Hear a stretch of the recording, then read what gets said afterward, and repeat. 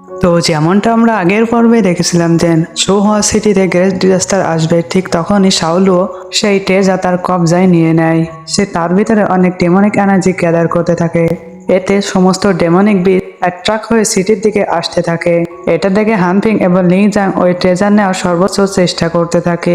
লি জাং সেই ট্রেজার ধরতে যাবে, ঠিক তখনই তার সামনে শাওলুও একটা ডেমনিক ফেস অ্যাপিয়ার করে, যার ভিতরে কিনা লি জাং সহ ওই ট্রেজারও ট্রাপ হয়ে যায়। তারপরে এপিসোডের শুরুতে আমরা দেখতে পাই যে লি জাং ওই ট্রেজার ধরার চেষ্টা করতে থাকে। লি জাং নিচের দিকে যেতে থাকে এবং অন্যদিকে ও ট্রেজার উপরের দিকে যেতে থাকে। সে যখন নিচে পড়ছিল তখনই সে তার কনসাসনেসের ভিতরে তার ছোটবেলার দৃশ্য ভেসে ওঠে। লি জাং এর সামনে তার মাস্টার বসেছিল। তার মাস্টার লি জাংকে বলতে থাকছেন, আমাদের অ্যানশিয়েন্ট টেকনিকের ভিতরে অনেক সিক্রেট টেকনিক আছে। তোমার সামনে যদি 7 স্টার থাকে তাহলে তুমি বুঝে নিও 7 স্টার এয়ারগান প্যালেজে পৌঁছে গেছো। এই টেকনিক যে কোনো ইলুশনকে ব্রেক করতে পারে।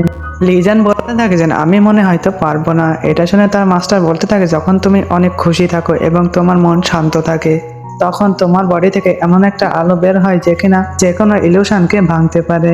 অন্যদিকে আমরা হানফিংকে দেখতে পাই যে কিনা লি জাং এর স্পেশাল রিয়েলমে তার এনার্জি ট্রান্সফার করতে থাকে। হানফিং যখনই তার জ্ঞান ফিরে পায় তো হানফিং লি জাং এর হাত ছড়িয়ে দেয়। লি জাং বলতে থাকছেন, তুমি আমার পিছন পিছন কেন চলে এসেছো? হানফিং ওই সিকিউন ট্রেজার তার হাতে উঠিয়ে লি জাংকে দেয় এবং বলতে থাকে, লি জাং বলতে থাকছেন, এই ট্রেজার তো আমরা পেয়ে গেছি, কিন্তু আমরা মিডরাইট রিয়েলমে এখানে আটকে গেছি।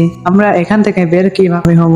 এটা শুনে হানফিং বলতে থাকছেন, এইসব আমারই ভুল। আমি যদি ওই ছোট বাচ্চাকে বাঁচাতে না যেতাম তাহলে আমি হয়তো তোমাকে বাঁচাতে পারতাম। এটা শুনে লি জাং বলতে থাকছেন, তুমি যা করেছো ঠিকই করেছো। আমি জানতে চাই তুমি আমাকে বাঁচানোর জন্য এখানে কেন চলে এসেছো? এটা শুনে হানফিং বলতে থাকছেন, তুমি কি পাগল? আমি তোমার বন্ধু, তোমাকে বিপদে ফেলে আমি কিভাবে চুপচাপ বসে থাকতে পারি? হানফিং বলে, সিটির মানুষরা আমাদের অপেক্ষা করছে। এখানে ন্যাচারাল ডিজাস্টার দ্রুতই আসতে চলেছে, তাদেরকে আমাদের বাঁচাতে হবে।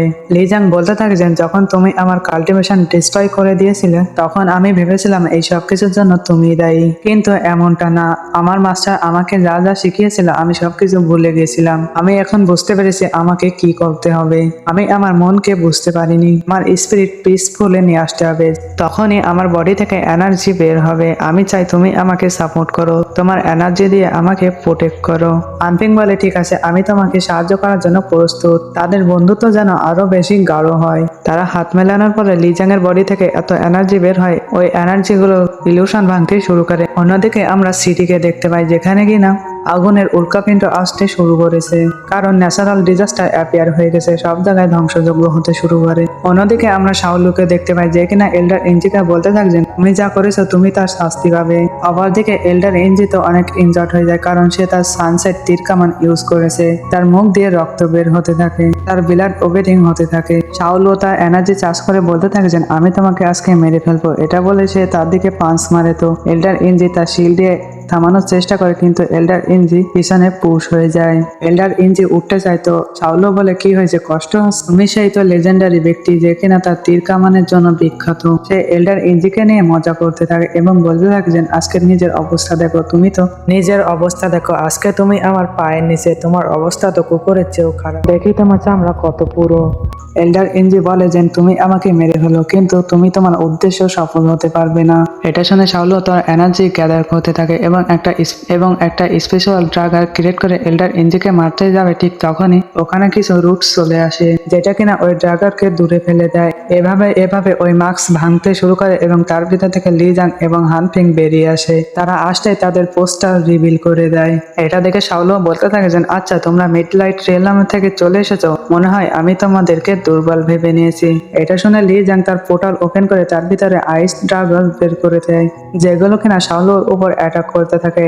একটা ড্রাগন তো শাওলুর চুল কেটে দেয়। শাওলু তার সামনে পোর্টাল ওপেন করে ওই ড্রাগন থেকে নিজেকে বাঁচাতে থাকে। ঠিক তখনই হঠাৎ করে হানফিং তার উপরে পাঞ্চ মারতে আসে। শাওলু তাকে সামলানোর চেষ্টা করে, কিন্তু এবার সে ব্যর্থ হয়ে যায়। শাওলু পিছনে পুশ হয়ে যেয়ে বলতে থাকতেন, বাহ, তোমাদের ভিতরে তো কনফিডেন্স চলে এসেছে। আগেরবার তো আমি তোমাদেরকে কোনো এক ইলুশনের ভিতরে ফেলে দিয়েছিলাম, কিন্তু এবার তোমাদের সোজাসুজি মৃত্যু দেব।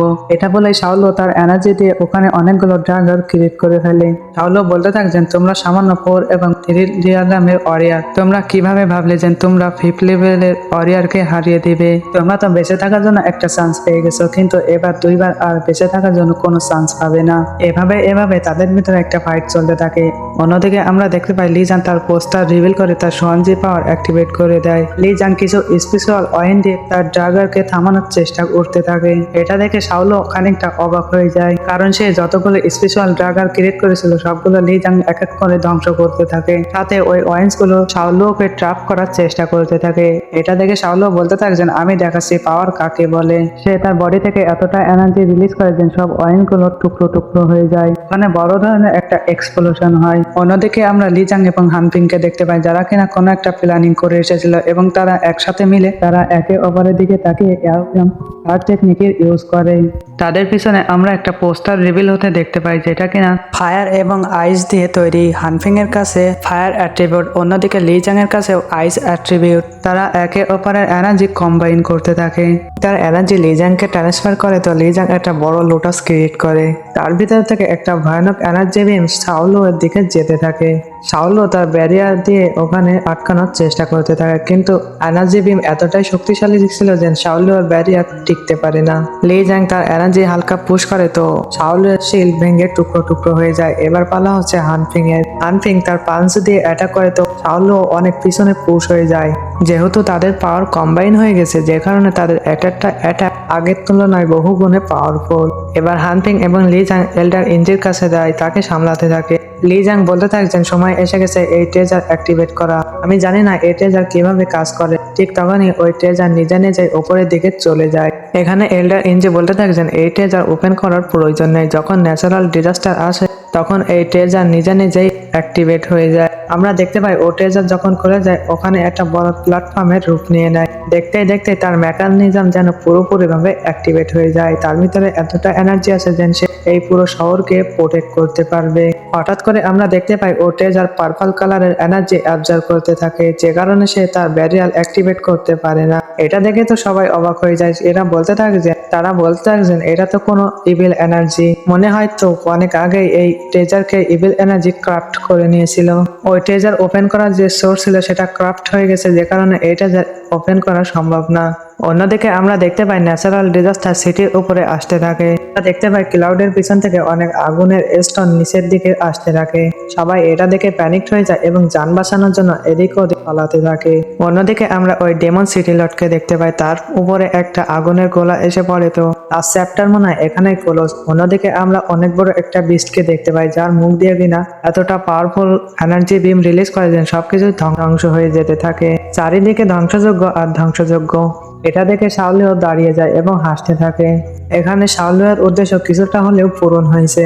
সোহা সিটি এইভাবে ধ্বংস হতে দেখে এল্ডার ইনজি ইমোশনাল হয়ে যায় এবং বলতে থাকছে আমি ভাবিনি আমার চোখের সামনে সোহা সিটি এইভাবে ধ্বংস হতে দেখতে থাকবো। হানপিং লি জাং এর দিকে তাকায় তো লি জাং কোনো উত্তর দেয় না, যে কারণে হানপিং বলতে থাকছেন আমরা যদি কোনোভাবে ইভিল এনার্জিকে সারপ্রাইজ করতে পারি এবং ওই ট্রেজারকে পুশ করি তাহলে কি হবে। এল্ডার ইনজি বলে এটা সম্ভব না, কারণ ওই ট্রেজার যে পুশ করবে তার উপরে এতটা প্রেসার দেবে সে যেন ওখানেই মারা যাবে। এটা শুনে হানপিং লি জাংকে জিজ্ঞাসা করে আমি কি মারা যাব? লি জাং কোনো উত্তর দেয় না। হানপিং সামনে যেয়ে বলে আমি একটা বেট লাগাচ্ছি, যদি আমি ওই ট্রেজার ওপেন করতে পারি তাহলে কি হবে। লি জাং বলে আমিও বেট লাগাচ্ছি। এটা শুনে এল্ডার ইনজি কি আর পিছনে থাকে, সেও বলতে থাকে যে আমিও তোমাদের সাথে বেট লাগাচ্ছি। আমি নিচে থাকা বিস্ট গুলোকে হ্যান্ডেল করছি আর তোমরা যে ওই ট্রেজার ওপেন করতে থাকো। লি জাং এবং হানপিং ওই ট্রেজার অ্যাক্টিভেট করার জন্য তার সামনে চলে যায় তো ওই প্ল্যাটফর্মের উপর পা রাখতে তাদের উপর অনেক ভয়ানক গ্রাফিটি প্রেসার পড়তে শুরু করে। হানপিং তার পাওয়ার অ্যাক্টিভেট করে নেয় এবং তার পিছনে একটা জায়ান্ট স্পিরিটকে সমান করে নেয়। তুমি যদি সবকিছু জোয়াই লাগাতে পারো তাহলে আমি কেন পারবো না, এটা বলে সে তার ধর্মাফর্মের সাথে ওখানে কিছু জায়ান্ট হ্যান্ডও ক্রিয়েট করে নেয়। হানপিং তার জায়ান্ট হ্যান্ড দ্বারা ওটা পুশ করতে থাকে। তাকে হেল্প করার জন্য লি জাং তার ডিভাইন অয়েল ক্রিয়েট করে এবং হানপিং এর জায়ান্ট হ্যান্ডকে সাপোর্ট প্রোভাইড করতে থাকে। এতে তাদের পাওয়ারও যথেষ্ট ছিল না। হানপিং বলতে থাকছেন আমাদের পাওয়ার কতটা ম্যাক্স লেভেলে যাওয়া উচিত। তাদের সর্বোচ্চ শক্তি দিয়ে ওই ট্রেজার আনলক করার চেষ্টা করতে থাকে। ওই ট্রেজার আনলক হতে হতে ওখানে একটা পাওয়ারফুল শিল্ড ক্রিয়েট করে নেয়। ওই ব্যারিয়ার এতটাই শক্তিশালী ছিল যে ওখানে আগুনের গোলা এসেও হিট করলে ব্যারিয়ারের কিছুই হয় না। এটা দেখে সবাই বুঝতে পারে যে ওই দুই হিরো সবাইকে বাঁচাচ্ছে। অন্যদিকে আমরা লিজাং এবং হানফিংকে দেখতে পাই যারা কিনা ট্রেজার অ্যাক্টিভেট করার জন্য পুরোপুরিভাবে চেষ্টা করতে থাকে, কিন্তু তাদের পাওয়ার যথেষ্ট ছিল না, এতে তাদের অনেক পাওয়ার কনজিউম করতে হচ্ছে। আমরা দেখতে পাই হানফিং এখানে সবচেয়ে বেশি পাওয়ার ইউজ করছে, যে কারণে সে দুর্বল হতে শুরু করে। যেহেতু ওই ট্রেজার এখনো পুরোপুরিভাবে অ্যাক্টিভেট হয়নি, তার ব্যারিয়ার এখনো পুরো শহরকে কভার করেনি, যে কারণে তারা হাল ছাড়তে পারে না। লিজাং দেখে হানফিং আর বেশি পাওয়ার প্রোভাইড করতে পারছে না, যে কারণে লিজাং বলতে থাকছেন তুমি যদি না পারো তাহলে এখান থেকে চলে যাও, না হলে তো তুমি এর তলেই চাপা পড়বে। হানফিং চলে যাওয়ার জন্য প্রস্তুত নয়। এটা দেখে লিজাং বলে থাকবেন মনে হয় এটা আমার ভাগ্যে লেখা ছিল।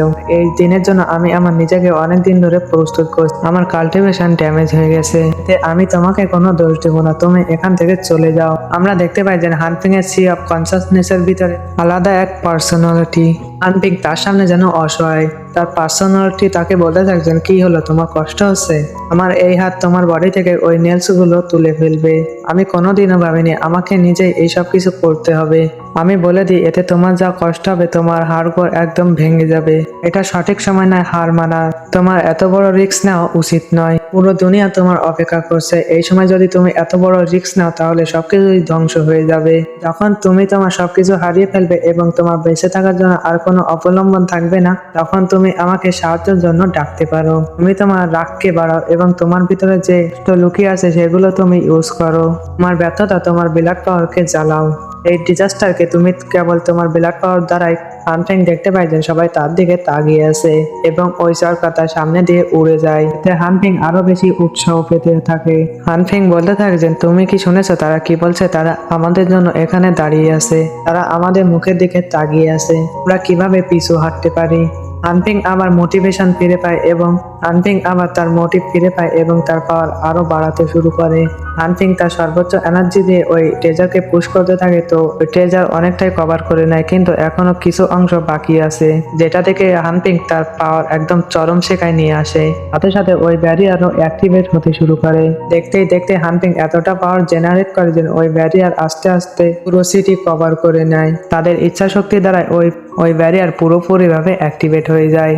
দুই হিরো যখন আসতে থাকে তখন হানফিং বলতে থাকে যে তোমার টেনশন করার কারণ নেই, এতটাও সিরিয়াস হওয়ার দরকার নেই, তোমার চেহারার উপর এখনো কোনো হাসি নেই।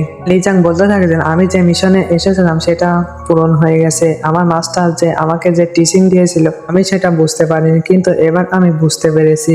এখন সবকিছু ঠিক আছে, আমি আমার মাস্টারের কাছে যাই সবকিছু এক্সপ্লেন করতে পারবো। এটা বলতে এপিসোড এখানেই শেষ হয়ে যায়। যারা আগের পর্বগুলো দেখনি তারা ডিসক্রিপশনে থাকা লিঙ্ক অথবা আমার চ্যানেলের ভিতরে যে এখানে প্লে লিস্ট দেওয়া আছে সেখান থেকে দেখতে পারো। এরকম ভিডিও পাওয়ার জন্য তোমরা চ্যানেলটি সাবস্ক্রাইব করবে, নোটিফিকেশন অল করবে, যাতে নিয়মিত ভিডিও পাও। যদি তোমরা সাপোর্ট করো তাহলে তোমাদের জন্য নিয়মিত ভিডিও আসবে।